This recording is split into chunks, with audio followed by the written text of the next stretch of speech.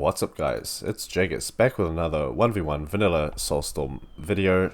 Today's game is going to take place here on Shrine of Excellion. On the bottom side we have Forgotten playing as Orks, and his opponent on the top side is Nordland82 playing as Imperial Guard. Never heard of these players before, but I guess I'll be checking later on to see if they have any other known aliases. But other than that, let's just see this game, see how it plays out. So Imperial Guard, pretty standard opening here. 3 guardsmen on the way, plus infantry command. No doubt, command squad gonna pop out of there soon. Orks also going for this standard build. As you can see, he moves the Gretchens that were building this generator to get near this point so they can start building the listening post on it. This is a strategy you might see amongst some of the Orc players, and you get the second Gretchen squad to finish the generator here. Reason being, obviously, the Gretchen squad with more units and it will be able to build the listening post faster. Shooter Boy squad and Big Mech as well are going to come out. So this is quite a nice map for Orcs. Obviously 1, 2, 3, 4, 5 strategic points plus the relics, if he manages to get his hands on those. But yeah, I really do like this map. Plenty of points to play with, obviously, and you could have some attacks coming in from these directions in the middle or on the left and right flanks. But there's also a remastered version of this map, but maybe I could cast more games. Maybe there are more games in that version. I know the pro players tend to play the remastered versions more often than the standard counterparts. Slugger Boys were trying to have a shoot off with the command squad here, but obviously the general will drop 2 Slugger Boys easily, no problem. Slugger Boys obviously they don't do well in the shooting department. That's what the Shooter Boys are for. So a little engagement going to happen here, but the Imperial Guardsmen do have the heavy cover. That one Guardsman died, he was just a little bit out of range of the heavy cover there, so 1 Guardsman does go down, but more Orcs have fallen so far. 3 Orc units. Forgotten will just have to hide behind the listening post, which he has already upgraded to LP2. You want to do this as Orcs, get your LPs to LP2s as quick as possible to get the more requisition coming in. Guardsmen on the left side gonna stop Orcs from capturing this relic. Meanwhile on the right they will definitely go in and try to capture theirs. All the points up for IG already. Same to Orcs, so looking pretty good. Plus 86 to plus 10 on Orcs' side compared to plus 74 to plus 10 on IG side. Once again, the Slugger Boys set to range stance. I do this sometimes as well. Sometimes it just gets a bit annoying chasing units when they just keep running away like that, so in some cases you do better DPS just by standing and shooting, but you've got to be careful. In a shoot off between guardsmen, Slugger Boys won't do too well. Once you get the more Dakar research up, those Slugger Boys will be able to deal more ranged damage. And yeah, pile of guns? Yes, pile of guns coming out now for Orcs. This will give them the big shooters on the Shooter Boys, plus the obligatory armor upgrade. Definitely needed for Orcs here. Turret gets dropped by IG, and that's going to create a bit of a problem for Orcs. He's going to have trouble dealing with that.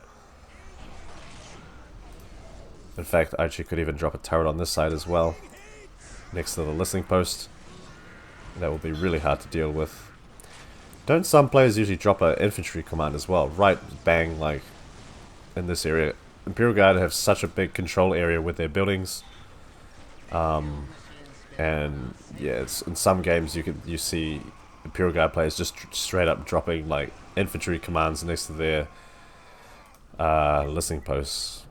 And, you know, obviously once they put units inside, it becomes this really tough turret to deal with. Kind of better than a turret, I would say, because it's got the plasma guns, las guns. Yeah, it's not a fun time dealing with that. So IG does drop an infantry commander a bit close to this listening post, as you can see. If he's gonna put heaps of defense on this side, he's gonna leave this side quite open for some attacks. Orks could even make some rushes on this side here, and that would probably be better than throwing his boys against these Imperial Guard defenses. Minefield got dropped. Where is that? Where did he build the minefield? Thank you, Machine Spirit, for our safe arrival. On this side? No. Oh, right here. Interesting location to drop it. But I feel like later on we might see it do its thing. So just bear that in mind. IG dropped a minefield right there. Plus 104 to plus 30 now on IG side, compared to plus 110 to plus 20 for Orks. Orks is going to get the armor research. Now Imperial Guard have the grenade launchers on the guardsmen. That's going to be, as I always say, tough to deal with. I feel like that's one of my most used go-to lines. Oh, this person has this. That's going to be tough to deal with. Yeah, well, it is, isn't it? Recently, I've been trying to play Orks more, trying to learn the race a bit better. And I've figured out some strategies with them that I didn't know before. And yeah, overall, just a very fun race to play. Maybe the big mech can do a tail. No, he won't be able to do any jumps in this area. It's too well defended on IG's side. So it's going to be a bit tricky. I guess the best they can do now is just keep inching forward like they are with the big shooters. Force IG back. Push him back into his base. Forgotten has taken this critical location, and now the take and hold victory is gonna count down. Whether he can hold this point for the full 6 minutes, I'm not entirely sure. I don't think he will be able to do it. There you go, the big shooters with quite a decent amount of range and damage, picking off some guardsmen there. Grenade launchers will get tossed back at the shooter boys in return. Now the custom gadgets gets made on the big mech, and this will mean the orcs that are nearest to him will take some less range damage.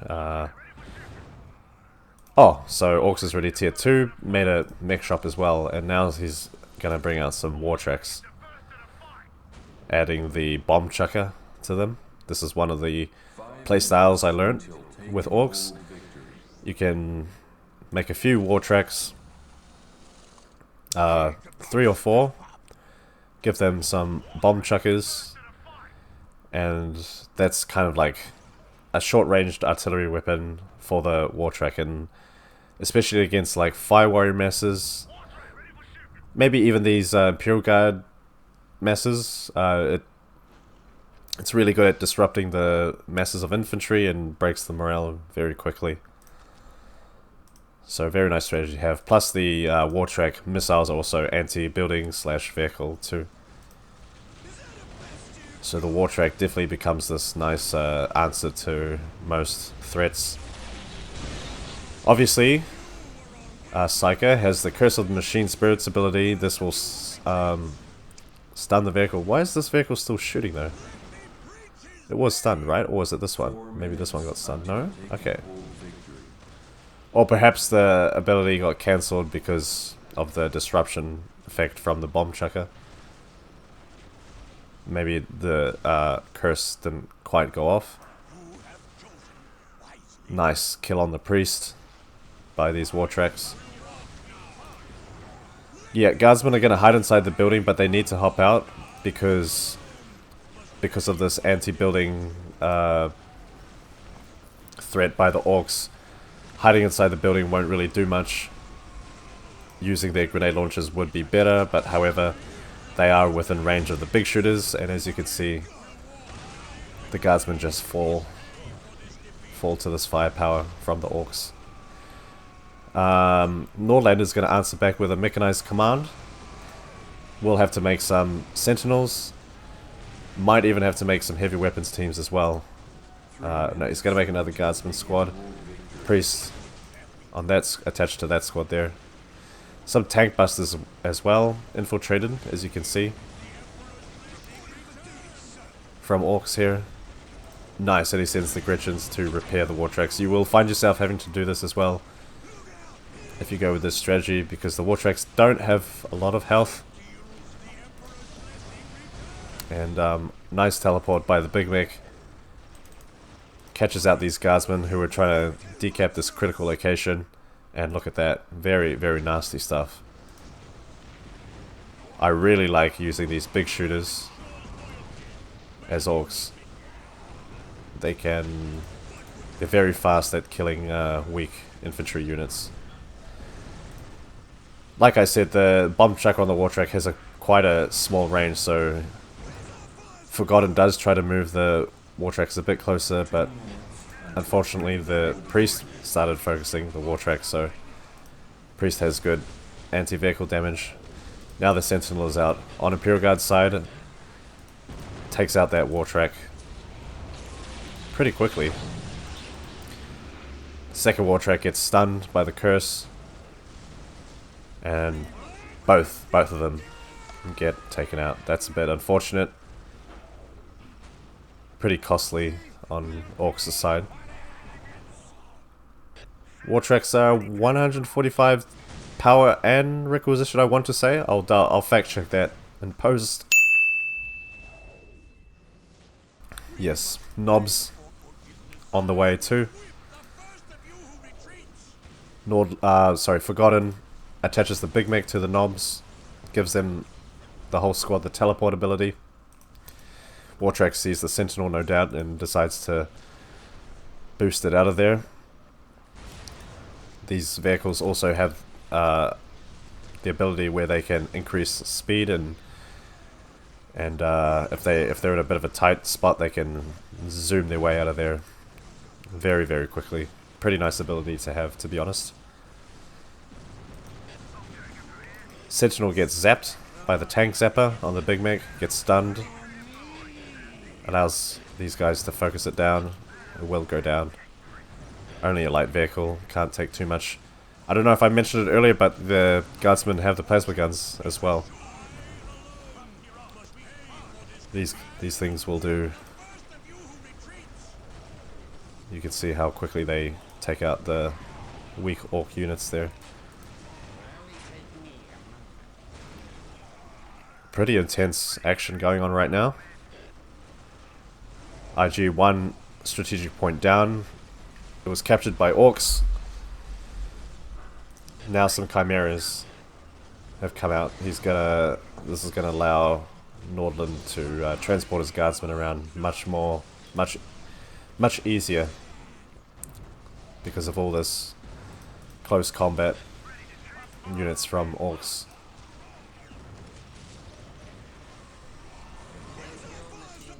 How many war tracks for Orks? None so far. So Nordland sitting at 110 to 79, lots of power in... yeah, he's got lots of power there. And plus 147 requisition to plus 79 power for Orks. Same thing with him, lots of power in reserve. It's just that both players really need the requisition. But lots of income here on Orc side.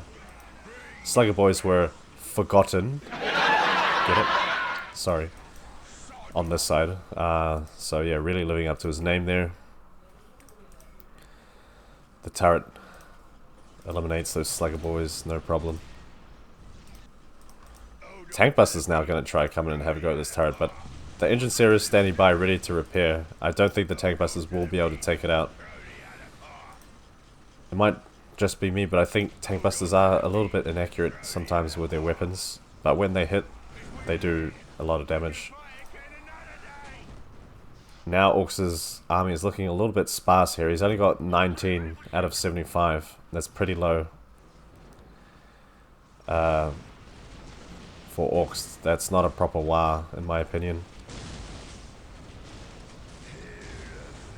Is he going tier 2 yet? No tier 2 on the way. He makes more tank busters. Big mech comes out. Meanwhile, on Imperial Guard's side, what else? No tier 3 on the way either. It just has some squads of guardsmen, sentinel. Command squad's still doing his thing. Back to 3 war tracks out now for Orks, but 1 does go down. I don't know what happened there. Must have been an accidental misclick. Overextended way too far there. But Guardsmen are going to just hold their ground. Looks like the grenades / plasma guns can deal with these war tracks pretty nicely. Well, actually this war track doesn't seem to be taking damage. Is it being repaired? It's not being repaired.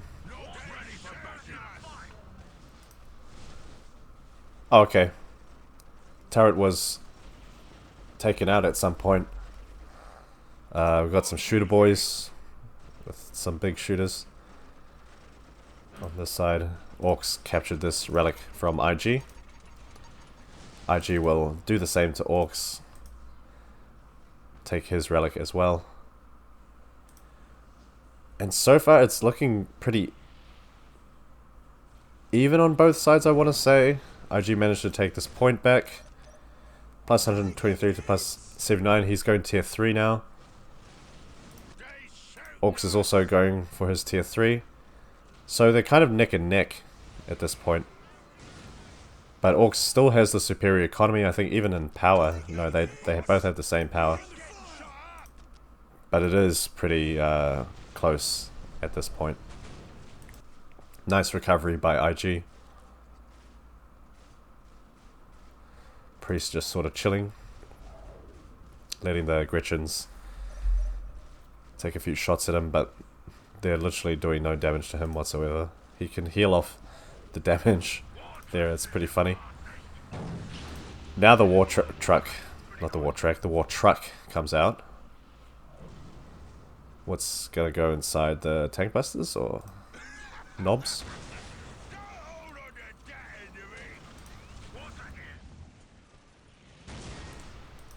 Pretty sure only 1 squad of knobs can go into the war truck, if they can go inside at all.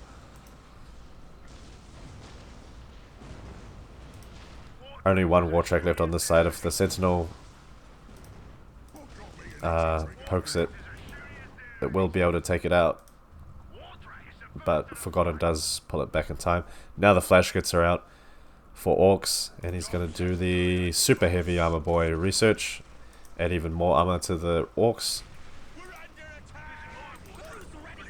Mad Dog obviously comes out. You need to attach this unit to the flash kits so that the Mad Dog can use the fighting juice ability. It makes the flash kits invincible so that they can continue to do their insane DPS without dying. Obviously flash kits not having the greatest amount of health.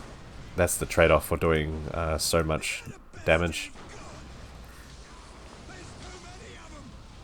But it is fun to watch these guys just mow down. Even commander units like can't sustain this damage, this amount of DPS. But yeah, they can't take a hit in return. Glass cannons, if you will, is what I'm trying to say. One funny strategy you can do is to detach the Mad Dog while the fighting juice is activated on him. Go into a massive infantry and drop the bomb, his bomb ability. Usually your opponent doesn't see it, and if they don't destroy it in time, it creates this massive explosion that even the heaviest of infantry will take significant damage from. Now the knobs are going to try and move in here.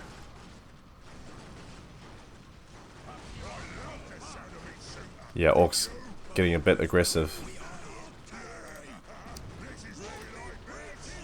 Kasrkin's now out for Imperial Guard. One Basilisk was also made. I think the Kasrkins will be able to outrange the flash kits. And just... Oh, nice. Crack grenade. On that flash kit squad there. Yeah, I'm pretty sure that Kasrkins with the priest attached will be able to deal with these flash kits. Look at the range on those guys.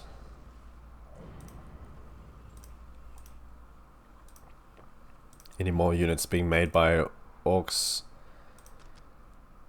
33 out of 75. That still seems a little bit low at this stage in the game. Well, his economy just went down to 70, 80 requisition.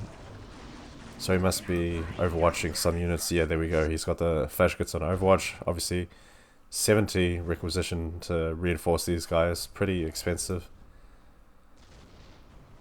Having a look at Imperial Guard. Gotta make the third Basilisk. He's got a second one coming out on this side. And with all this defense, he can really just wait for the Orks to come to him and basically just accumulate resources while Orks has to spend his trying to break Imperial Guard's defenses here. Flash gets gonna go for quite a noble sacrifice almost. Like, one squad nearly goes down. This squad's saved by the fighting juice. Look at that. So close to a squad wipe. That was a lot of... Oh. Oh, damn. Okay, I was not expecting that. Well, Ork just, I guess, quits. I wasn't even watching the time down here, but yeah, that felt a bit anticlimactic. Okay. I guess, like I was saying, all IG had to do was just sit and wait until he had the resources to go for tier 4, bring out the Beyblade. I don't think Orks could really do much at that point. Maybe if it was Master Yoba, he would have figured something out, but yeah, I'm not sure what Orks could have done. A fighter bomber might have helped against the Kasrkins for some extra disruption. But anyway, let's look at the units killed here. 184 from Nordland compared to 176. That is so close. This game was like one of the closest I've ever seen, I'm pretty sure. Even the resources here, 15,000 compared to 14,000. Not too much difference. Technology. So yeah. I don't know, guys. I thought it was pretty close. I think Orks could have kept playing until he lost, but yeah. So let me know what you guys thought in the comments below, and I will see you in the next one. Peace.